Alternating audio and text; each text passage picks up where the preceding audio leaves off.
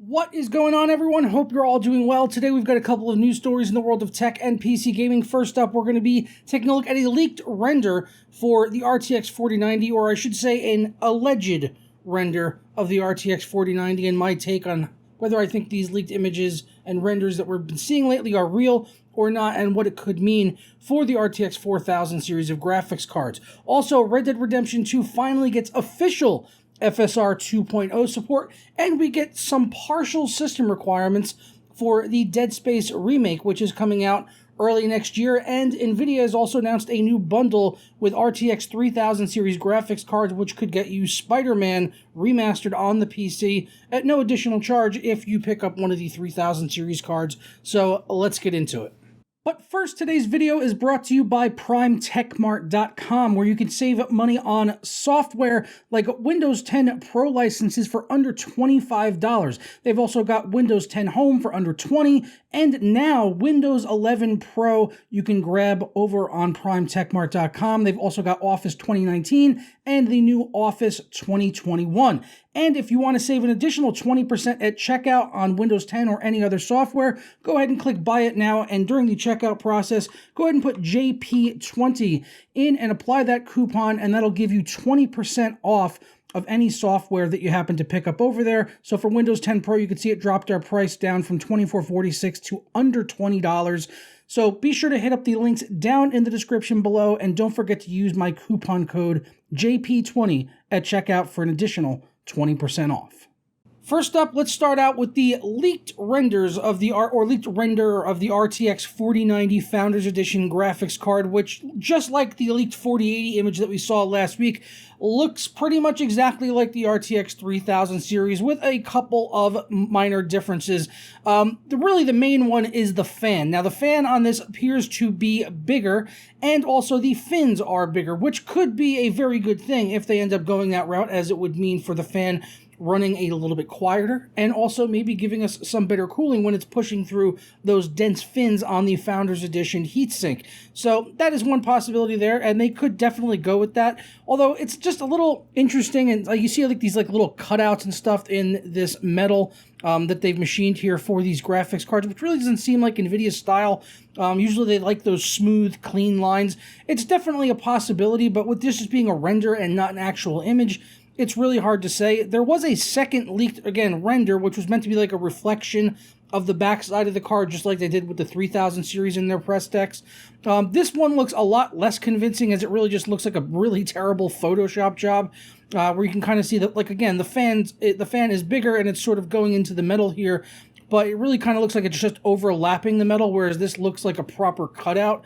So this one kind of just seems like a really lazy Photoshop, where this one actually looks pretty legit. But yeah, well, again, we'll have to wait and see on the final one, but I'm not too sure if I think these are legit. Now, back to the 4080 image that we got last week, which was not a render, an actual physical image of the RTX 4080 graphics card.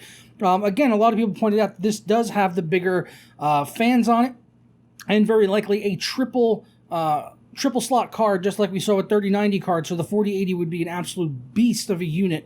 And again, you can kind of see on here what looks like maybe that there is a curve here at the top as well as the bottom, where there would be cutouts for this larger fan to fit on the heatsink. So again, these are all possibilities, but it also looks like it could definitely be fake. Like, this could have easily been faked and stretched. It doesn't even look like it would have been that hard or that good of a Photoshop.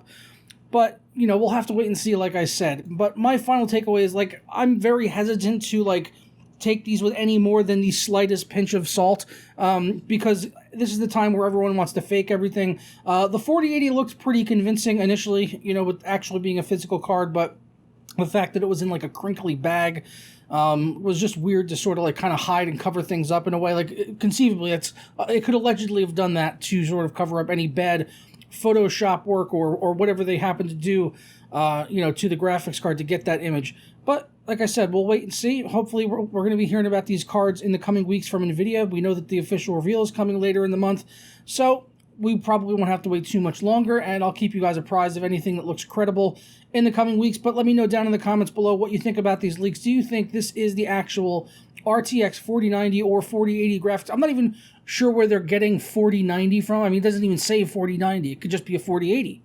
Could be a 4080. It doesn't look any different from this side of it. It doesn't say the numbers. So where do they get 4090 from? A lot of questions left up in the air, folks, so I'm a little bit hesitant to believe these leaks.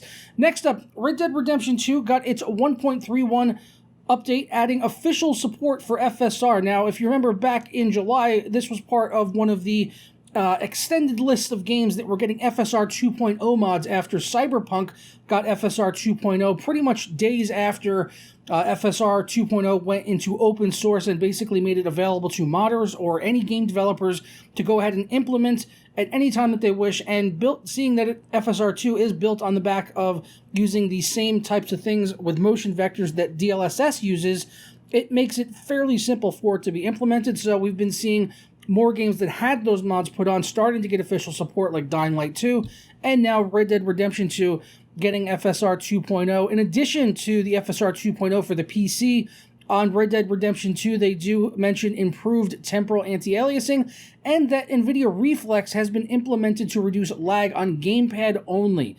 This does not apply to mouse and keyboard input, which is kind of an odd choice. I mean, I could see why if there was issues with the gamepad and delay and latency, it would make sense to add Reflex to help with something like that. But why would they leave out mouse and keyboard? Reflex is pretty great. I did a dedicated video on it a few months ago, and I was like, sort of like on the fence about it. Like, oh, yeah, okay, less latency sounds good. And, you know, stuff in theory, it can't be a bad thing to have less latency, right? But until I actually dove into it and started doing testing and actually comparing like side-by-side results and testing certain skill-based things in like in shooting tests with like Kovacs Aim Trainer and things along those lines, I definitely became sold on Reflex. And now I want it in every game that I play, because once you take it away, if you're looking for it, the lag is there. It is definitely real, and you can certainly feel it, and it will affect how well you can, you know, hit your targets, especially in a fast-paced multiplayer shooter. Obviously, that doesn't really apply too much to Red Dead Redemption, apart from the online, which is no one really takes seriously, honestly. But still, having Reflex in there would be nice. So the fact they only did it for gamepad is a little odd, but I hope that they will add it for mouse and keyboard at some date. Maybe this is just the beginning steps of that. Next up, the Dead Space system requirements. Weirdly, only partial system requirements. So this is not Callisto Protocol, which when I first read it, my mind went to Callisto Protocol, which is coming out in early December. Very excited for that game. But no, this is the Dead Space remake from Electronic Arts and Motive Studios that's going to be coming out in January of 2023, which is also kind of crazy to think about, because I've talked about this before. I love Dead Space. But this is a remake from a different studio, and I'm expecting them to do well with it. I mean, it's a remake. They're not having to really start from scratch, although the visuals and everything are a complete overhaul. It looks gorgeous from everything that I've seen so far. And I'm hoping, since they're not having to start from scratch with everything, that they can just really, you know, remake the original and just make it better, or at least close to the same as possible with just better visuals.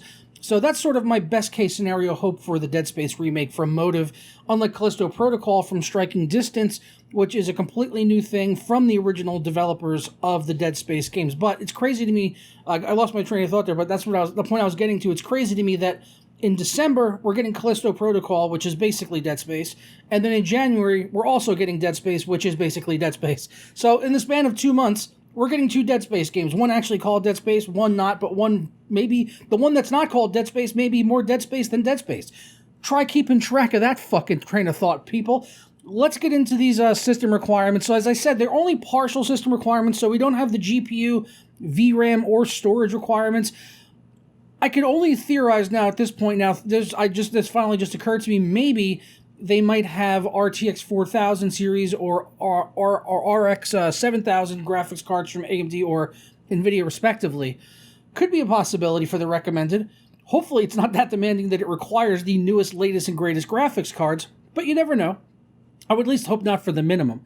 But the CPU specs on here are pretty beefy. So it says Windows 10 64-bit for the minimum and rec. For the CPU, on the minimum, they say a Ryzen 5 2600X or an i5 8600 and 8 gigabytes of system memory. So really nothing too crazy there with the RAM, although it definitely sounds like you need a modern processor for this game.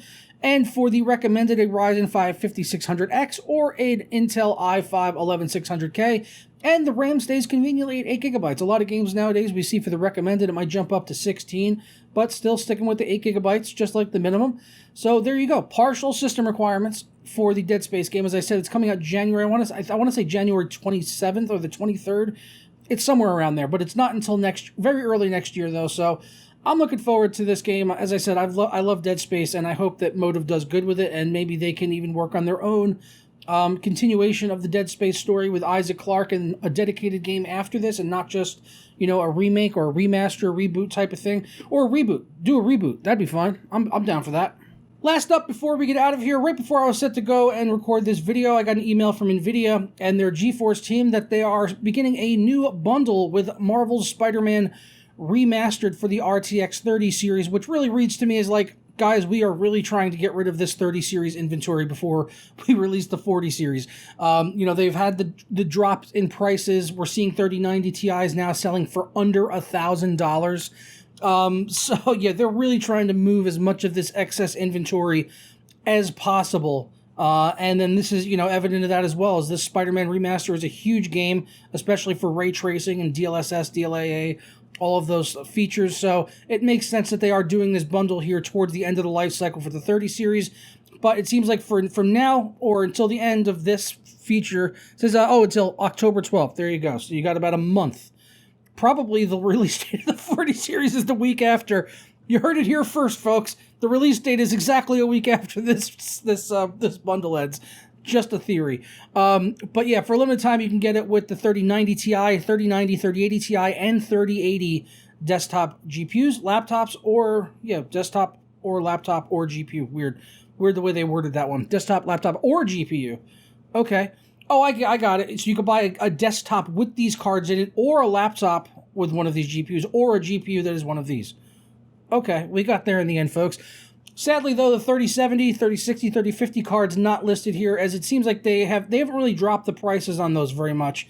I guess they're still able to sell those cards fairly easily at their, MSRP, and a lot more people are not trying to buy graphics cards over $500, so it would make sense that they would be able to still ship off a lot of the more affordable variants of the RTX 30 series. So if you're buying one of these top-end cards or a PC or a laptop with them, though, you'll get Spider-Man, but probably worth waiting for the 40 series at this point. Although, as I said, I said this like a month or so ago, if you can find a 3090 Ti, man, for like under $1,000, that's still probably going to be a pretty good purchase, even once the 40 series comes out. I can't imagine having too much buyer's remorse, but, don't take my word for it. Do your research, and, wait if you want to. I'm sure once these cards come out, the eBay will be flooded with people selling their 3090s, and they'll probably be selling even below what they're selling for now new. That will probably be the case. So we'll have to wait and see on that, though, just like everything. Hopefully you guys enjoyed this video. If you did, leave a thumbs up on it, subscribe if you're not already, and I will catch you next time for another video. Peace.